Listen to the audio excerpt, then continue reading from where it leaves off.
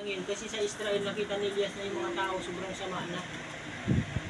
Mga tao doon, dami nang sinasamba kung ano sinasamba, hindi na naniniwala sa Diyos, marami ng Diyos. Kaya nakita niya ng mga tao na ito wala nang pagkakilala sa Panginoon, nanalangin siya, Lord, huwag mo silang paulanin. Alam niyo ba kung bakit hindi pinanalangin ni Elias na umulan? Alam mo pag hindi umulan, ang hirap. Bakit?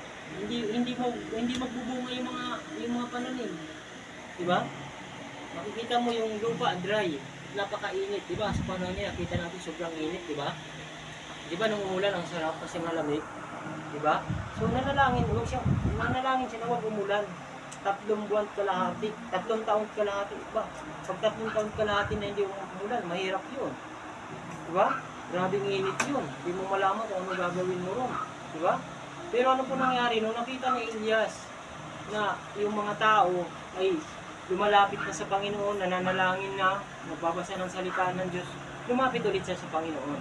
Ano yung nilapit niya sa Panginoon? Ito na yung nilapit ni Elias. Amen. So, amen. Nang siya ay manalangin para umulan, ito na po. Amen.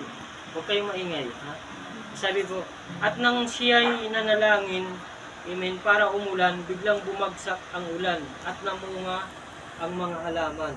So, ano po yung tinutukoy po rito? Ano ba yung panalangin?